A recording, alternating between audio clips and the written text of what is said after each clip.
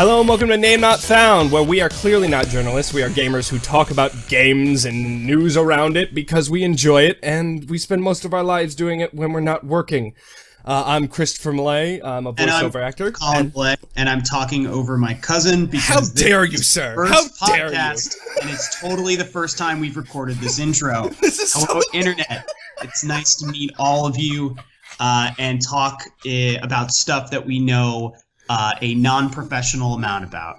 So, welcome. Thank you for joining us. We're so fucking professional. It's ridiculous. Like, I love when we came into this, we wanted to be relaxed, but we're just like, yeah, we're gonna be super good about this. No, the reality has now set in. That's not how this is gonna go at all. Well, now that we've given away the conceit, why don't we move into our actual topics of conversation? Yeah. So on this show, we have a few topics that we'd love to talk about. We look up stuff and just talk about news, but we're not gonna just tell you news stories. We like to just talk and discuss things in general based upon topics this week. I actually had the first thing I want to talk about is kind of a bigger one. Colin, I haven't bought one. You bought a Switch, yes? Yes. So, okay. Just a little bit of background for those listening. Chris and I grew up on games. I remember the first time I ever saw a console was in Chris's house. He had a Sega Genesis and he was playing Sonic 1. And it was at that point that Chris, because he was larger than me, did not let me play. Because he was convinced that, and knew, rightfully so, that I would become addicted to Sonic.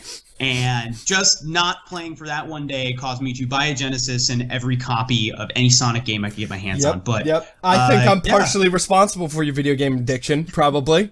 That's probably why we've come full circle back here. Absolutely. To whatever this is. But I have a Switch. I'm looking at it. It's smaller than I thought. Really? It's actually, yeah, definitely. It is about 7 inches wide screen-wise. You know, maybe a little smaller. Yeah, on all the ads, they make it look so big. You know, like the screen size, it looks way bigger than a lot of people have been saying. Because I saw like people taking Instagram photos of it and stuff. And you're right, it does look small. But I remember looking at all the ads, and it just looks so much bigger. It looks like an iPad size, honestly, in some of the photos. It's for those, if you're looking at your tablet or whatever, it is about the size of an iPad mini. Yeah. Maybe not quite that small. It's a bit more rectangular because you're not really going to be doing too much tablet-y things on it. But, it is a beautiful piece of machinery. Very sleek, very much that Nintendo gloss. Yeah, not the mechanical stuff, but very much like the Wii. The Wii was a white box. This is a black tablet. There's no frills, no odds and ends besides the neon colored cotton candy joysticks that I don't know who gets. You get the great ones. Yeah, have respect for yourself while you're playing Legend of Zelda and no other launch titles, which we could go into. But I actually heard Chris, I don't know if you know this game. I was listening to a co-optional podcast with TB and all those lovely people. Yeah, they don't need our shout out, but shout out to them because they're fucking awesome. It's not so much a shout out as much as that's how I go to work, because I listen to podcasts. But they were talking about Snipper Clips and how much they really like that game. What is that? I don't know it. So Snipper Clips is essentially if you remember from Skyward Sword, which the puzzles of moving the blocks around in a three-dimensional space. It's a game revolving around that. So you're creating a hole of which you can stick an object into, and that's basically the whole game. But they do it in very interesting ways. So you can interact with other players using the motion controls. And just from all the video footage I've seen of it, it looks like a really interesting idea. That's actually really cool. So I don't want us to go, because I know you can go for 30 minutes, okay? 30 minutes is like a brief summary, but I'm just gonna ask, Breath of the Wild, yes? So, okay, let's keep it to 5 then. Obviously, I am a fan. I am a fanboy. There's no getting around that. For Zelda. When did fandom start? Was it Ocarina of Time, or where was it? Yes, okay. Yeah, that was 64 was my second console after Genesis. I didn't have a Sega console to buy, so I went to the 64. First game out of the gate was Legend of Zelda: Ocarina of Time. I got stuck. I rented a copy. when I was stuck on the rented copy, and there was a save file in the Forest Temple, which, if for any of you know what the Forest Temple is, scared me to fucking death when I was 10 years old. So I didn't want to progress. I was stuck at the Jabba Jabba's belly, didn't want to progress. Eventually beat it, and that started down the rabbit hole. You name a Zelda game, I've played it. Sure. Less in the handheld department. I'm really excited for what I've heard regarding the difficulty. I've heard that the combat is not free. It's not swing your sword, Z target, and rotate. I've heard that some enemies, if you're not careful, will take you out near the first area. Sort of reminiscent of Dark Souls, which I know the comparison's been made to death, but I'm really interested to see where that difficulty curve is. I haven't played it yet, haven't touched it. Oh, you haven't, because you've been working too much? How much is it killing you right now that you haven't been able to pick that up right now? I fucking hate that I'm doing this podcast and not playing this Switch. As much as I love you and doing this podcast, but so I'm coming at this from more of like a console gamer. This is the first console I've bought since the Nintendo Wii. So I skipped last generation. Besides, you weren't missing anything with the Wii U, to be honest with you. Well, I'm just talking about in terms of also the Xbox One and the PS4. Sure. That's obviously pretty big benchmark there. Some great titles too. But from your perspective, what are you excited / not excited about the Switch? Like, what are your thoughts on it? Okay, so my personal opinion on how the Switch is going, it's not that I don't think the Switch is a good system. There is a story I want to get to that's kind of a cementing of my point, but my basic point is this, is that Nintendo, they make really good, like, one titles, like your Zelda, your Mario, they're stable, right? But they've been slowly but surely, like, killing off some of their best titles. The most recent Star Fox that they had was an atrocity. Talk about Metroid. They, one of their greatest franchises. You were not seeing another sequel. Yeah, and that they didn't announce those up and coming. Even just saying, hey, we're going to work on these. They didn't have to show anything. It's like, these are going to be developed. And I feel like Nintendo this is like a desperate last grab. I don't think it's a bad system, but I feel like it's a desperate last grab to stay relevant in the console market, because the thing is yes, your console can be cool, but if you do not have, as much as the quality of your games matter, if you don't have enough good third-party support, it's not going to go well. Now, they have announced that they have some good stuff, but I'm going to see it. I'll believe it when I see it. I think that's the general consensus, is we haven't seen a lot. And I agree with you. Even going into Oppressor, all you got to do is, play that fucking Brinstar theme. Yeah. And then throw the Metroid symbol up there, and people lose their fucking minds and buy the system. And here's the thing. If they said, oh yeah, we're also making another Pikmin. I love Pikmin. Pikmin was I loved it. It was a great game. It was a great, cool, funny game. There's like a whole bunch of other smaller Nintendo games that became series that were great, but they only seem to be like, oh, well, we got a Zelda and a Mario. And I'm like, well, that's great. But, and then... Well, you're going to see that. That's a given. But I don't think that is a console lifespan seller. As much as the Switch sold very well, it's telling that if they can't support it, that's why I didn't buy one, because I'm not as big as the Zelda fan as you. We talked about this. Right. I don't get me wrong. I will always tell you that Zelda, I think, is a great game and has some great stuff going on. But I can't. I'm not that. That's not my type of game. But I'm more of a big strategy game. I'm the chess player of our family and stuff. But the other part of the Switch that bothers me is that, yeah, I get it's a gaming console, but gaming consoles have become so much more than that, because they become a home entertainment system. The thing, okay. So PS4 and Xbox One, right? I love my PS4. I'm a PS4 guy. But I don't just use it for games. Yeah, I play a lot of games. Right now, I'm playing Horizon Zero Dawn. Great game, by the way. Awesome. We can talk about that later, but... How's your red hair waifu treating you? Oh, she's so beautiful and awesome. Ashley Birch, I love her. But the thing is I also use it to, like, I watch YouTube, I watch Netflix, I watch Amazon, because I can put it on my TV and I can watch it at night when I'm like, I want to watch Netflix or all this stuff. And this is a story that came out, this is from, like, Polygon, just to cement this thing. Now, when the Switch came out, they said, we're gonna have Netflix and this stuff, right? They said that in their presentation. We are going to have these things. Now, it's launched, those apps are not on the Switch right now. Nope. They are not. And their statement is currently that Netflix, Hulu, and Amazon will come to the Nintendo Switch, in quotation marks, in time, is their quote. And I'm sitting there, I'm like, okay, either you're being an asshole, because I'm pretty sure if you go to Netflix and say, we would like your app on our system so you can have more people to watch your thing, they're gonna be like, well, I can't really say no to that if we come to an agreement here. You know, and I can't tell you what the business is like. That's me over-assuming, but still. It just proves more of the problem. I mean, this whole story is, you know, just a proving point of, like, I don't think that, as cool as it is that Nintendo has these games and they're holding this last bastion of what games used to be, and they're not modernizing to what they've become, personally. You saw that with their internet. Their internet multiplayer game they were talking about, I'm like, that is just backwards. When they said, like... Companion app? Yeah. You know, like... It's not going to be integrated in the system is such a... Well, Nintendo's always had a sort of backwards way of looking at online. I can tell you from personal experience, as somebody who had to get my online gaming fix in via PC. I guess, too, talking about what's very interesting in terms of the multimedia platform that sort of consoles have become, the irony is that started with Nintendo. Yeah, you look at people who are not gamers who have Wiis, that's their YouTube box, their Netflix box. You know, you see it all over the place. I mean, you know, even people who are tuning in, you know, that's sort of where that started. And, you know, Xbox, as Microsoft as well as Sony jumped on that, as they should.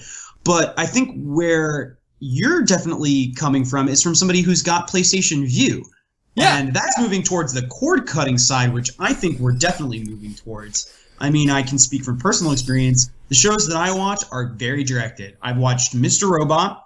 I've watched some stuff on Crunchyroll. I've watched Game of Thrones. Rest is YouTube. Yeah. You know, the rest is still, you know, all online media, Twitch channels, what have you. So, and we're becoming the demographic that's really starting to cut the cord, and I think it's a big misstep because how many people watch movies on their tablet? Exactly. Could you imagine if you had a tablet that was now your console? I feel like it's just a missed opportunity, and maybe, you know, we're a little early on it. You know, who knows? Nintendo might integrate it better than everybody else. But I think, like you said, it's a bad sign not having it out of the gate. I think, you know, you could tell this was a end of fiscal year launch, trying to bump their numbers for the March close. So, you know, if you know about that, which I pretend to, and I will sound confident when I talk about it, I totally understand stock price prices. Yeah, absolutely. But I mean, I just yeah, because like we said, we don't know shit. Actually, we just like to pretend we know shit. That is the very basis of this show. Okay, so but that means that you can tell us stuff and enlighten us about what we don't know and how big idiots that we are. And hopefully we can be like a reality TV show. You watch it to feel better about yourself. Like, oh man, Colin and Chris are such fucking idiots. I am so glad that I'm smarter than these guys. So that's the niche we're trying to fill here. And I feel like we're doing a great job. I feel like, you know, we're kicking it out of the gate, man. We're hitting. I feel like you have a gross overestimation of the politeness of the internet, okay? Like, oh no, yes. I don't. I'm just trying to ease the pain of, you know, death by comment. So oh yes, these fine chaps have no idea what they're talking about. Let me write a polite comment telling them what's really happening here. That's clearly how the internet works. We're gonna lead with the voiceover stuff. Oh yeah, absolutely. That's just how I'm gonna do this. This is my one-upping you, as we always do in our lives. Okay. Next topic! Oh my god, look at that! Speaking of online and multiplayer things, I want to ask because I know nothing about competitive gaming, okay? I know, now I will say, I mean, I've watched Dota, I've seen, like, some of the League of Legends, like, finals, on Twitch, I've watched a few people like that, and the closest thing I've ever gotten to it was playing, like, some, like, Payday stuff, but that's more co-op than versus. Right.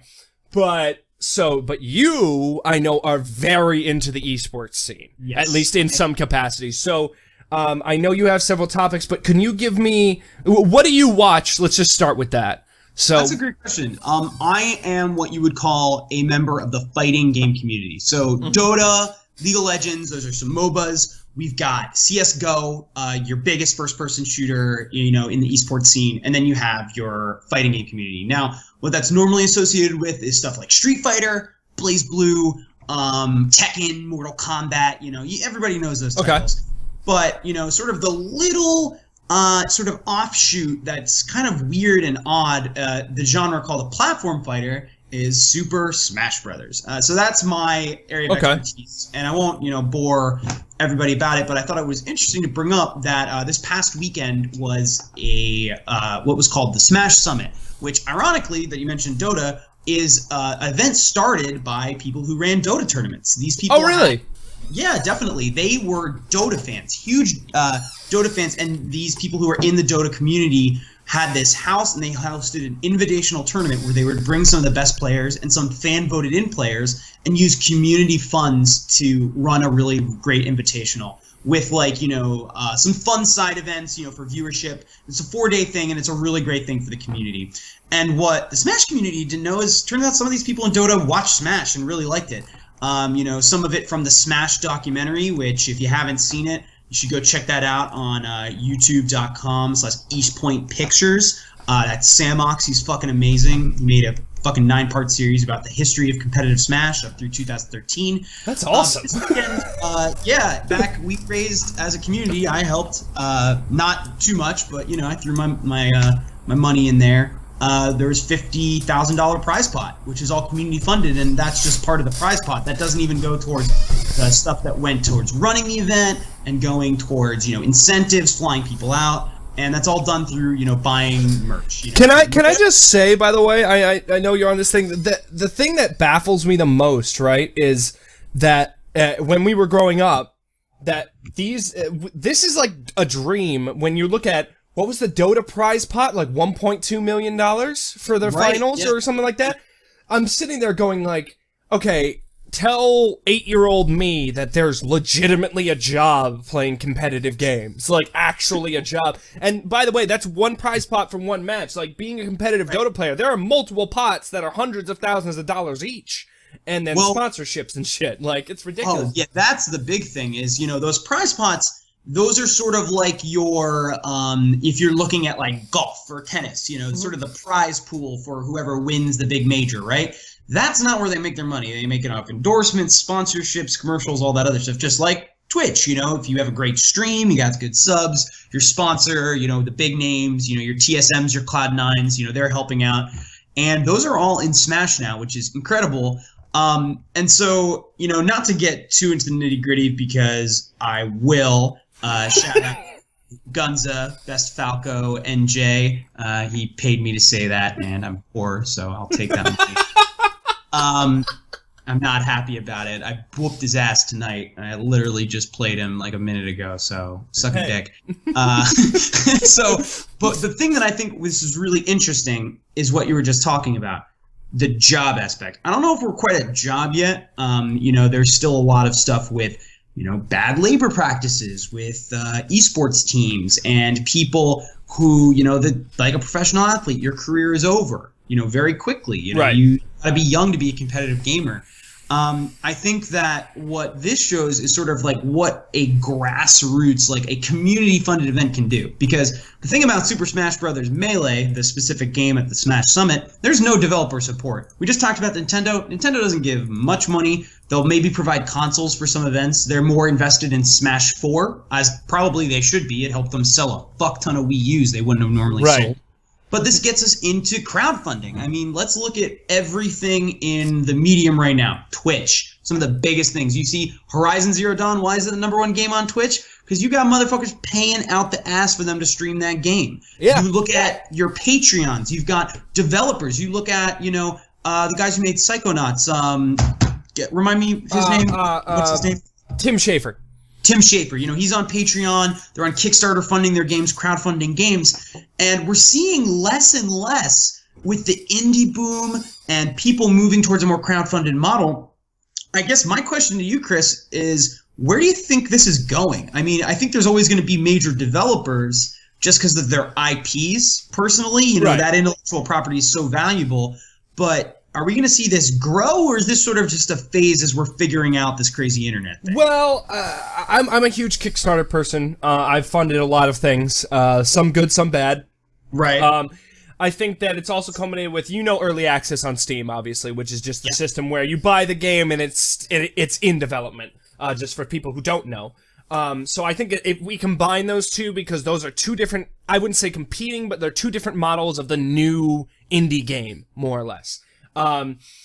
So in my mind, you have things like Kickstarter, which really started the trend. Like, Kickstarter blasted this trend apart. You had, like, I funded a game, unfortunately, because I have so much to say. I could go for 40 minutes on why I hated that I funded this. Do that. No, I won't. But I hear that shit, Chris Miller. But I funded a game called Planetary Annihilation, which raised like $3.8 million or something like that. I don't remember off the top of my head. That game was fucking rad. Yeah, it was cool. I have my own problems. We won't go into that. Okay, sorry, my bad. No, it's okay. It's okay. But then you have like things like crazy. Do you know Star Citizen? Oh, dude, the Star people Citizen. Who are paying $10K for a ship in a game that doesn't exist. Hang on. I know we're on a podcast, but we're on a computers. I want to see total fundraising. No, we're not. We exist in the ether of the internet. We do not have computers in front of us, or coffee, or... Let's see. Okay, so I don't know the exact... Oh, here we go. In 2017, this story is from January on Forbes. Star Citizen, with their total crowdfunding, has funded $141 million. Get the fuck out of here. Yep, that is Forbes. Like, they just lumbered. It says lumbers into it because it was like stagnant for a while after they raised like 100. So it's $141 million. By the way, here's just to point this out. They said the game would come in 2 years, and this is part of the problem you're gonna have, and I'll explain in a second. But the campaign launched in October of 2012, so it's been 5 years since, realistically. Right. Right. So this is the main problem you have with it. The pros and cons of games in development with PlayStation. PlayStation says, this game's coming out in a year. It's out. They have a window, and even if they miss the window, it's by a couple months. Okay? Right, but it's that thing we were talking about a little bit off mic, is that idea of pressure. I mean, you're at a job, you got a deadline. Yeah. You see this all the time with people who are writing the great American novel. Well, if they don't have a deadline, a lot of times they're not going to finish. I mean, some people do, some people have discipline.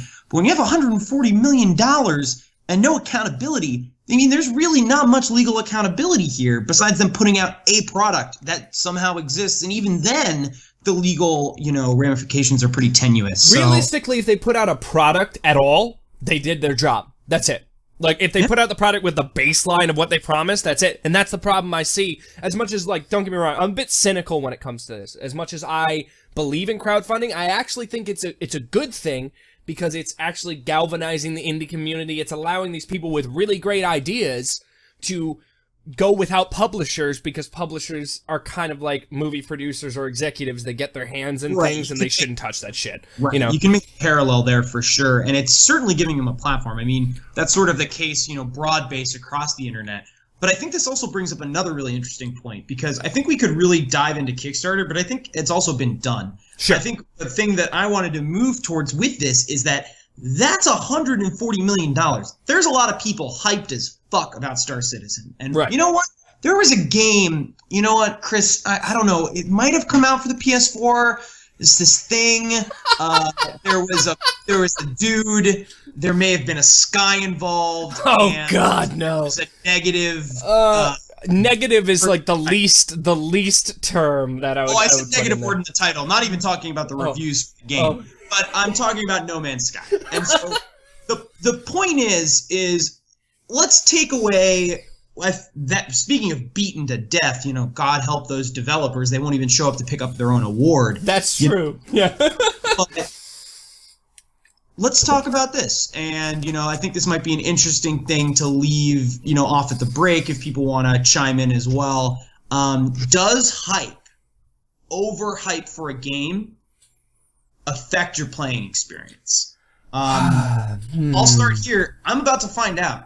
I am not. No, I'm serious. I have not been this hyped for a Zelda game. It's the reason why I went out and bought the Switch. I paid a good amount of money for a Zelda machine. That's I everything else is gravy. I want to play this game.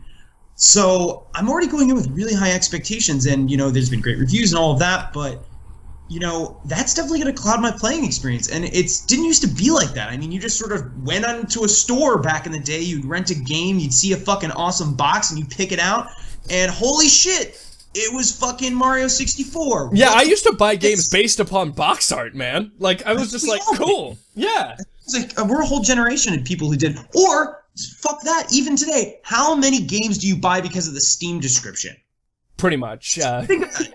Or maybe the pictures on Steam, like the screenshots of the fucking game. Right. There, or a trailer.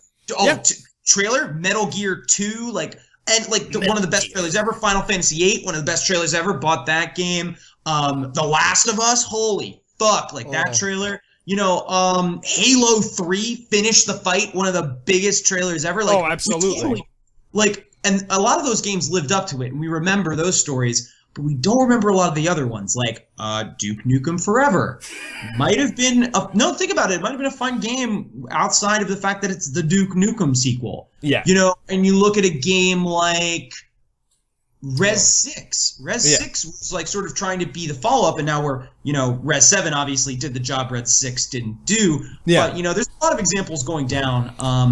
But did you have any experiences of a game that you were super hyped for and either worked out in your favor, or did it impact your gaming experience in a negative way? Well, that's the thing. That's actually funny you talk about, because that was Planetary Annihilation for me.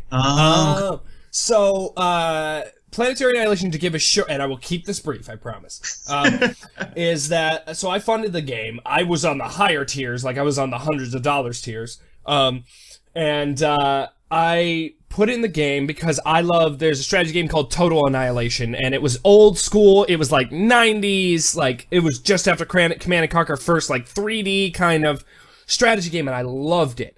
And these guys were some of the makers of Total Annihilation that made their own studio, and then they were making it, and they're like, we're gonna make a spiritual successor to this, and their thing is you're gonna be able to go throughout a system and crash asteroids into planets, and I'm like, that's fucking awesome! I feel like a Bond villain. That's there's hype No, for Mr. it. Planet, I expect you to die Yeah. slowly from climate change after asteroids hit your planet and fucked up your tidal circles. Tidal cycles, not circles, cycles. But the problem is that I looked into this, and it was so hyped up for me. Yes, they put out a trailer. I hyped myself up personally. It was self-hype. But it was... When they got it, there were just features that fell short. It was a buggy mess. The asteroids, instead of what they said, is it'll leave a crater, exploding most of the units on the planet, and it'll change the landscape. Instead, it just blew up the planet. And I'm like, well, that's just not as fun. It's just not you can't use the resources on that planet. It screws up the whole game dynamic, and it's just a piece of garbage, And it didn't have the feel. You get there, and you're like, I'm super hyped for this. And here's the funny part, though. I found myself trying to convince myself that this was good because of the hype I put it in there. And then, that's the thing. Yeah. It's and I'm sorry to cut you off, but I think that's sort of the point here, is that, I did that with Skyward Sword. I was in a vacuum when I played the game, and I loved it. It did what it did for me as a fanboy. I saw the origin story, Impa, that reveal was interesting. Spoilers, right. Fuck with games been out, you all hated it. Yeah. And I like the motion controls, so I was in the minority there. But was that because I was super hyped and it was Zelda? Probably. I'm a huge fucking fan. Absolutely, totally. So that's sort of the thing, is I think that certainly clouds our experience, and I think it's something we need to be cognizant of as gamers. Is sort of just go into it maybe as fresh as we can, and I'm pretty fresh besides the hype for Zelda, so we'll see how that goes. I think that's just a piece of the pre-order scene that's happened, and we can go all day about that, but we do need to go to a break, which is what we're going to do really soon, but I just, as a closing end, I think that's also been caused by the actual developers themselves, with kind of the pre-order system and GameStop selling things, and, because people basically pay for a game before it's out, and it kind of spiraled into this crowdfunding system, so it creates hype because, well, I've already paid this money, it better be good. Right. They want a confirmation bias of their purchase. And we want your confirmation bias because, basically, let's pose this question to the fucking -1 people who are listening. Was there a game you were hyped for that you thought affected your gameplay? Anyway, positive, negative, we're interested to hear. Tell us why we're shitheads, but also answer that question, because I think that'd be pretty cool. Sounds good. And we'll be right back after the break.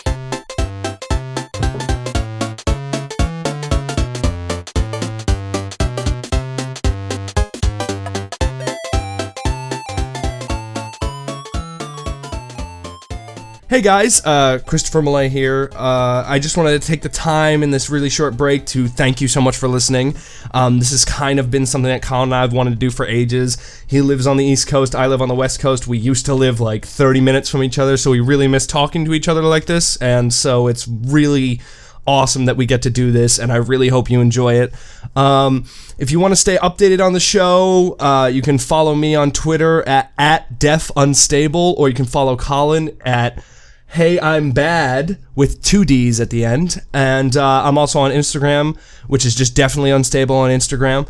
And if you enjoy the show, please share it. We would really love to continue to do this and to do more of it, because it's just us having fun and talking about stuff we enjoy. So if you really enjoy it, once again, I would implore you to please share it with your friends, or share it with anyone that you think would enjoy it, and we would be eternally grateful to you. But I've gone on long enough. Let's just get right back to the show.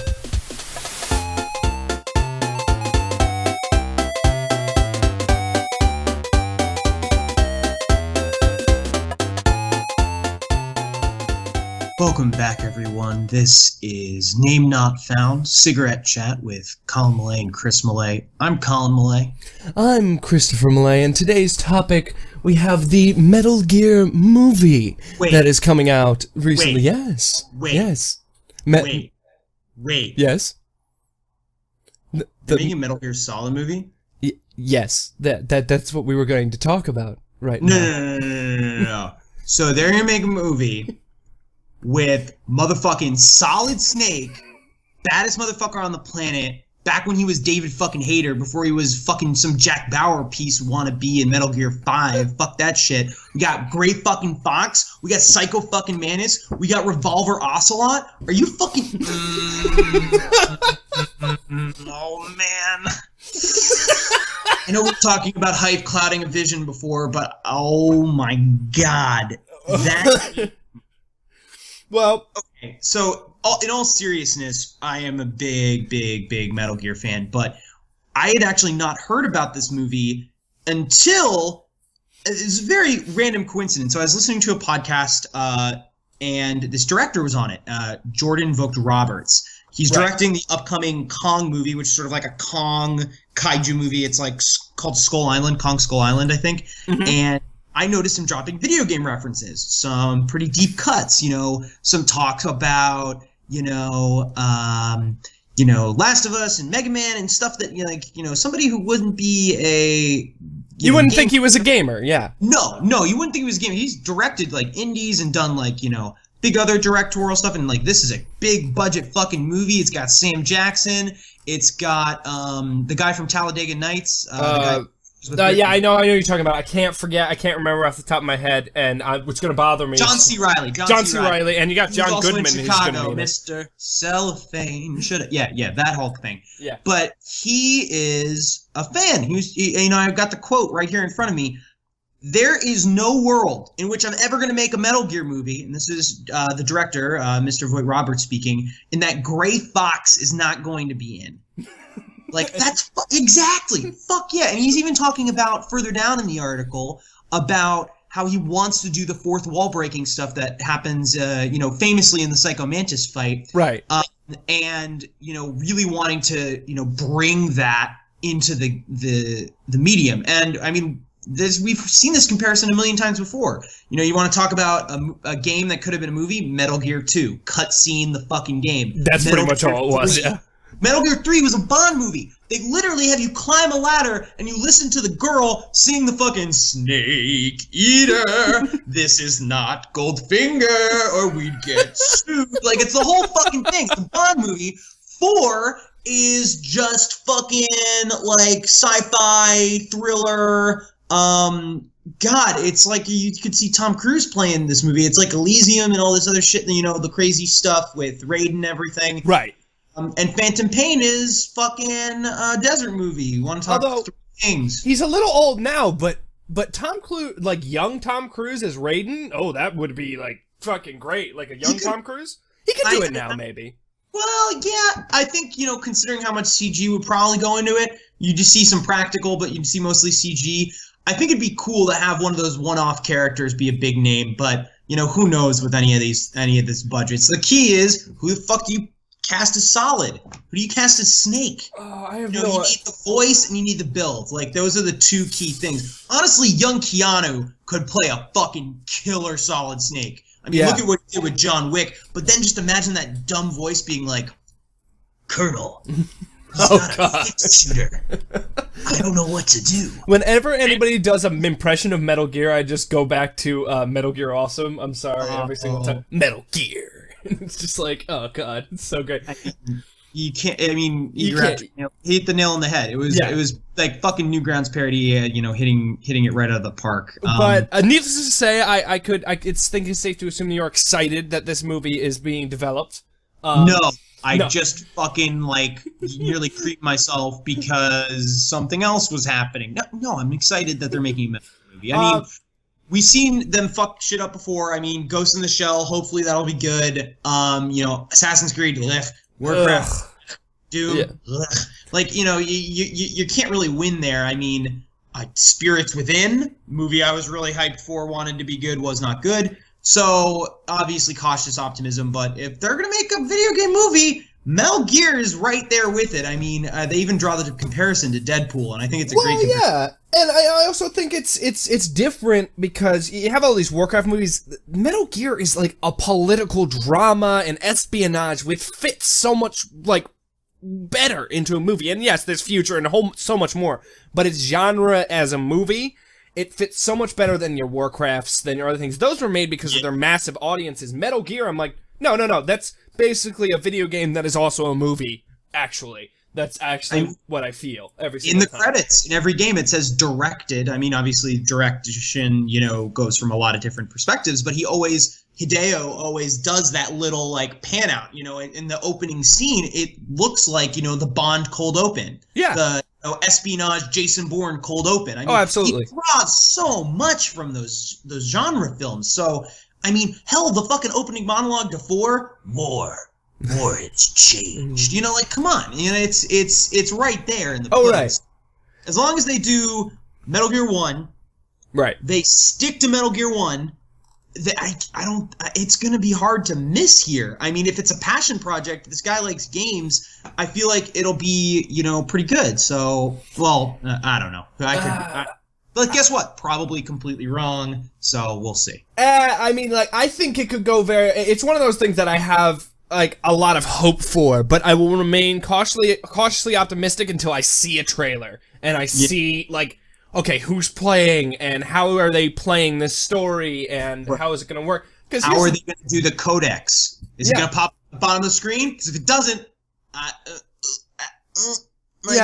and also like, what's the level of CGI and how good does it look? Because here's the thing. I know it looks good, but that's one of the things that has me a little hesitant about Ghost in the Shell. It's like, there is going to be so much CGI in that film, will it overwhelm me versus, will it be a CGI spectacle, or will it actually be about the story? Which is what you need to do with Metal Gear, because it is about what's happening right now. It's not like this crazy shit, you know? Yeah, well, totally. I think it's an interesting comparison, though, because when you look at Ghost in the Shell, that is the sci-fi anime. Like, people forget because they've seen it all, but it set the fucking precedent. And it did it, you know, besides Akira. I mean, obviously Akira sort of. Also, side note, the first and theme song that got stuck in my head from an anime ever, like just that high operatic singing every single time. I was just like, I just spent the time going na na na na na na na na na na na na na, and I'm just like, oh, I can't get it out of my head for weeks. But the thing that brings it back to CG is that I think that the CG actually might work well in Ghost in the Shell because it's all about the visual. I mean, it was a graphic manga and then into an animation, and then, you know, with Metal Gear, it's all about the plot. I mean, everyone talks about Metal Gear because of the stealth gameplay and the plot and how crazy Hideo is, and he doesn't give a fuck about you or what you care about. He's going to tell his story, and if you don't get it, like, get the fuck out. I mean, Death Stranding alone, I just look at it and go, what is happening right now? The fact that Sony just gave him a blank check and was like, do whatever, like, go crazy. And he's running with it. That's a whole other topic. I'm gonna have Guillermo del Toro motion capture, and he's gonna hold a baby in a tube, and I'm like, what is happening? It's fucking nuts, dude. I mean, oh my god, that's a whole other thing. Well, yeah, I don't even know what to say about that. We'll see how that goes, but I'm very excited. I am very excited. I think it's a perfect adaptation fodder. I think it could be great.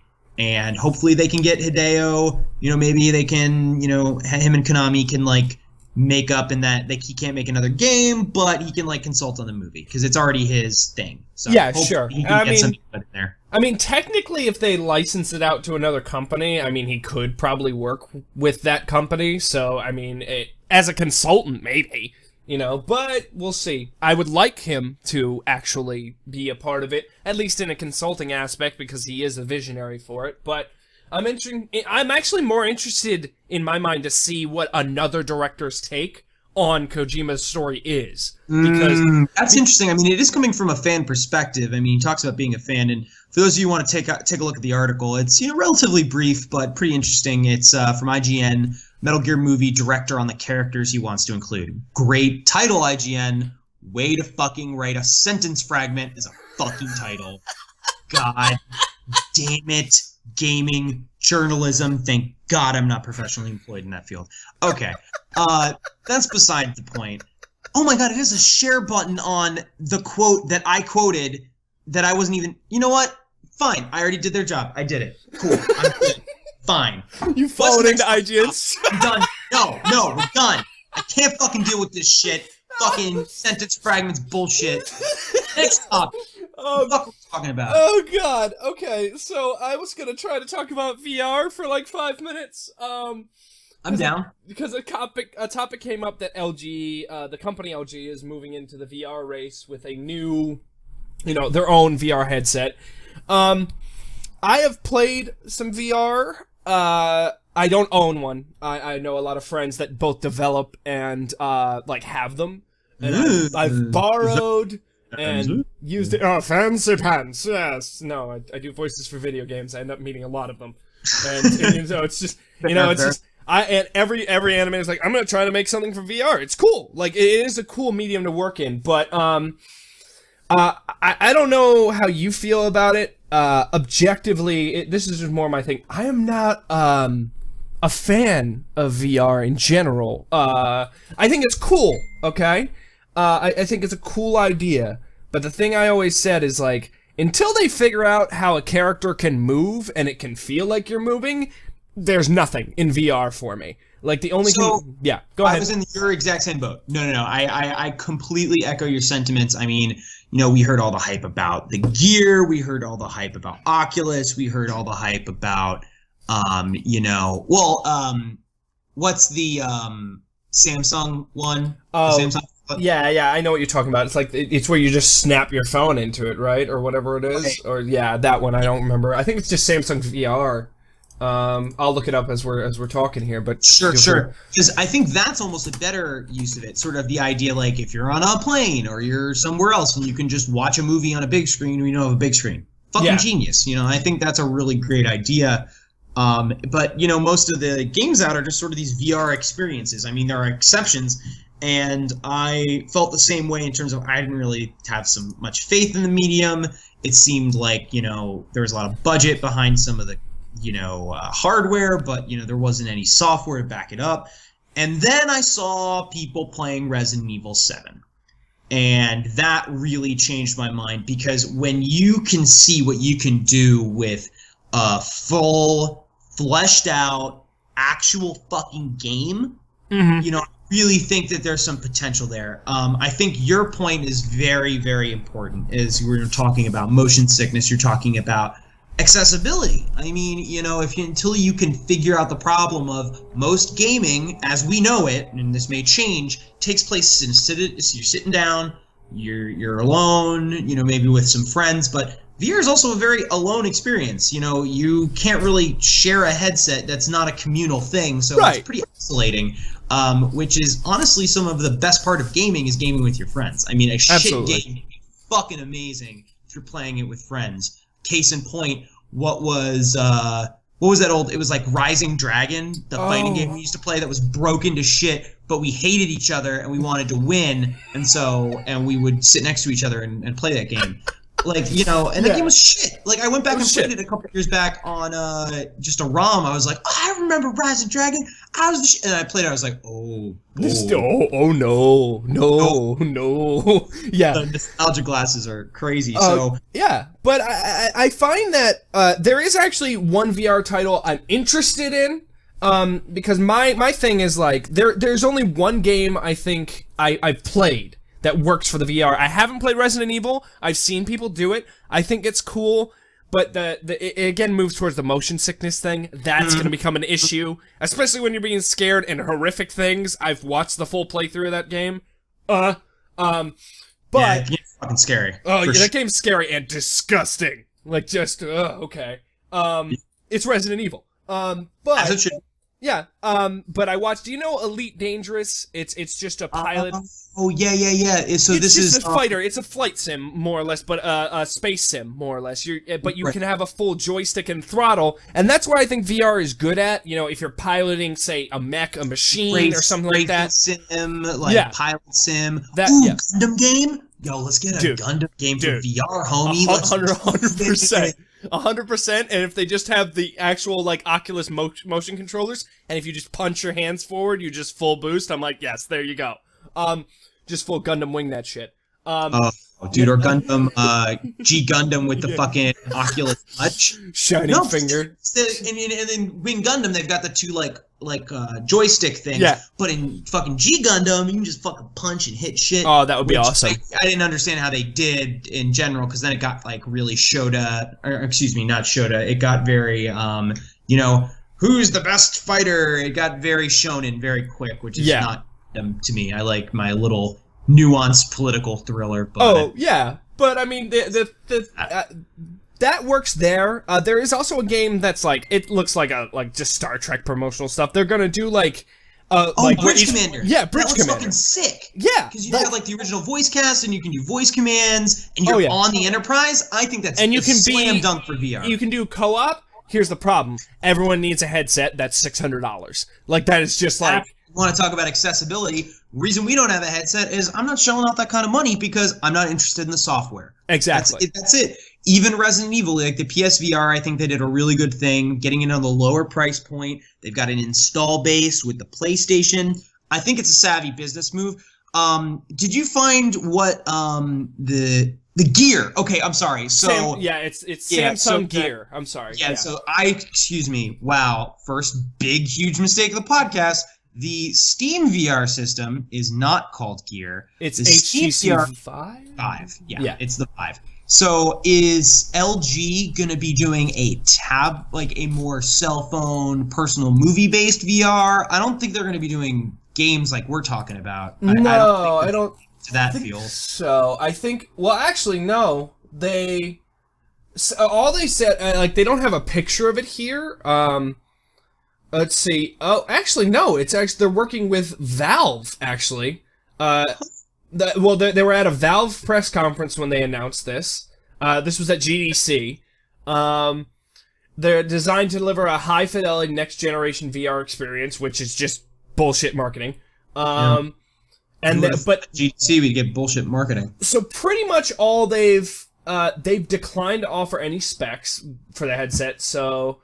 It will only be available for press demos, all that stuff, but it's one of those things of They haven't given much thing. It's more that they're entering the race, so to speak. A lot of people are putting their money on this, and I don't know why. I think it could either be this tremendous success that somebody creates a technology that puts it right on the map, or it's gonna flop and kill a lot of things. Like, this is typical Valve. I mean, they're basically saying, all right, so in my mind, I could be 120% wrong, but Valve has done a good job over the years of being like, hey, you guys, you little student group that made this little cute game, make Portal for us. You know, or you people over here who did Team Fortress, like, do this over here. So maybe they're working with LG, and it's like, hey, you guys are better at hardware than us. This was our first foray into it. We had HTC do it.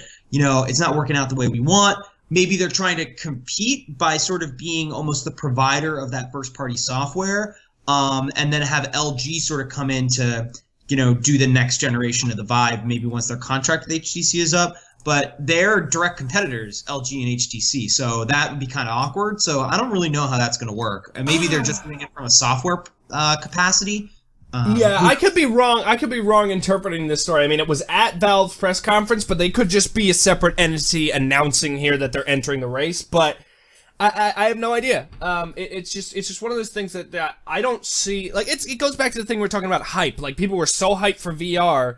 And I put one on and I'm like, this is alright, this is cool, but the motion is really disturbing for me. Like, I don't get motion sickness. I felt motion sick, like, doing this. And and also there's just it just feels like, okay, well, you can stand and you can shoot at people. I'm like, I can do that in any game at all. I'll just feel slightly more immersed. You got to give me something here, you know? So I'm unsure about it, but I mean, only time will tell, and I'm sure as the weeks go on and we talk more, we might find out more as stuff goes along. But unless you have anything to say, I'd like to move on to our final segment of our show. Go ahead.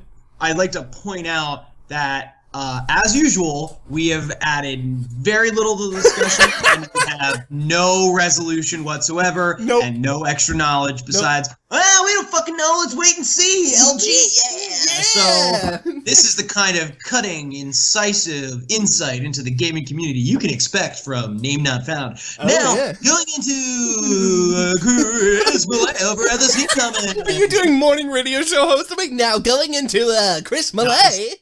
I was pulling a Chris Hardwick radio DJ. Oh God, Chris Hardwick radio. Shoutouts to the homie who we love way too much. We love way too much, but to be fair, motherfucker's in everything right now. Yeah, he's in everything right now. But what do we got? What do we got on the Steams? So we decided we want to do a fun thing, which is, it's not limited to Steam reviews, but we like to read funny comments and reviews that people leave for games. Because I find them inherently hilarious. Because Chris loves to piss me the fuck off. That's the general consensus of this segment. Chris laughs like a giddy schoolgirl. Yep. Colin yells incessant obscenities at his computer. So let's go. Let's do it. I'm ready. Let's see what happens. Okay. Well, let me get the first one. The first one I've found is actually, we'll just start with the, no, we won't start with that one. We'll start with this one. So, it will be the second link that I put you, not the images. This is the link. I'm going to read this out loud, but you can feel free to look at it. Right. So, I'm unaware of what game this is for. It's cut off right now on the images that I found, but wow, now this is a game that caught me by surprise. Look at the reviews. I looked at the reviews and thought, why not? Also, checked out the negative reviews. These just seem trolls, comma. One of the reviews has one game in account, only, with 2 L's, only played this for 30 minutes, and hasn't even set up their Steam profile. And another downvoted because they can't read music when there's a cheat sheet there for you. Okay, LOL, WTF. I'm gonna stop you right there. Yep. Let's follow the logic of this thing. So, I got this game, I'm buying it. Yeah. I'm putting my money down on this game. I'm reading the reviews, I'm doing this other stuff. There is one person who's played a 30-minute Steam account who's only played this game, and that's all you're going on, and you bought this game and then complained about it on the internet. Sir or madam or otherkin, you have no one to blame but yourself for your misery and your sorrow. I don't want to hear the rest of it. Like, come on. Well, can I point out, underlined, and I'm gonna put this image up, and I will make like some place for you guys to find this. But at the top right in there, this user has only played 1.7 hours on record. Not 1 point, has only played 0.7 hours on record, and only has one product in his account. So he's exactly the person that he was complaining about. So. Wait, is this some reverse developer mind? Where it's like, if we get motherfuckers to talk about how shitty this game is, maybe everybody will play it. Yeah. I mean, it worked for the fucking Toast game and Five Nights at Freddy's. Have you seen that Toast game? That Toast game's pretty good. No, I'm kidding. But, I Am Bread or whatever it was. Like, yeah. That got to the Xbox. It got to the Xbox. It wasn't just on Steam. It got to the Xbox. Can I point out that the next one I'm going to show to you, and I'm just going to read it. There's no game listed for it.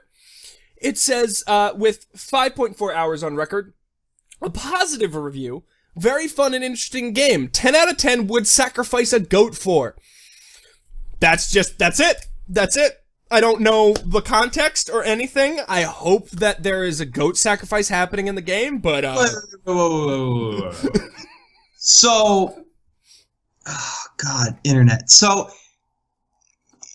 I mean, you gotta be more specific here. Like, sacrifice a goat for. So this person is obviously going for the 10 out of 10, like, 11 out of 10 with rice, Reddit, inside joke, fuck yeah. But, okay, so can we get a better conceit here? Sacrifice a goat for implies satanic ritual, implies great reverence to whatever the thing is. We didn't even use any reverential language. We could have used a thou, or a ye, or a in thy name. Like, for instance, this review, verily enjoyed thus game. Sacrifice a goat to the elders I shall. 10 out of 10, 11 out of 10 with mead. Like, come on, like, fucking go for it. You're gonna post shit on the internet. Make a take some effort.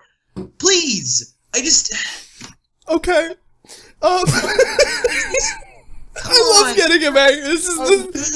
Look, everything that is, because that person spent their time on that.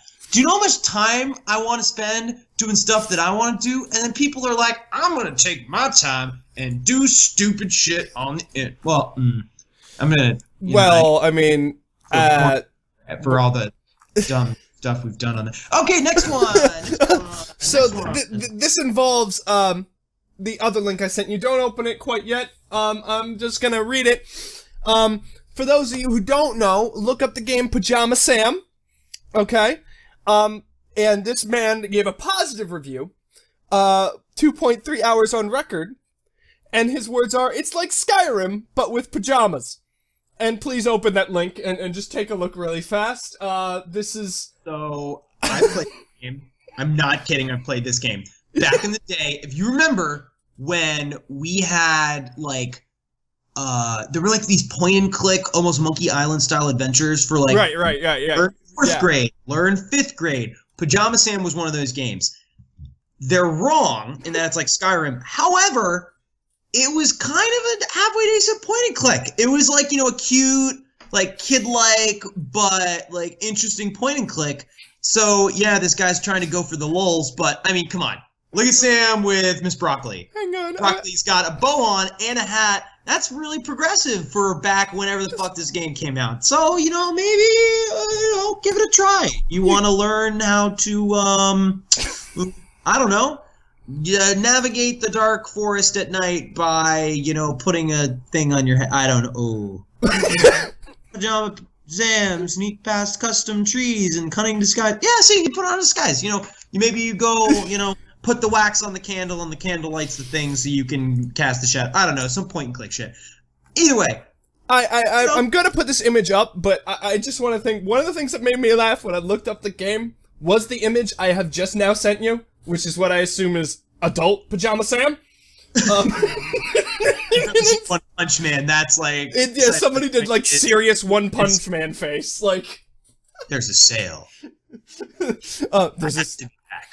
Oh my god. That's exactly the face. Those are like the three I've found right now. I'm sure there's thousands more that we can go over and talk. I mean, I don't know if you have anything fun, but I'm the killer of all things fun. So lay it on me. What do we got?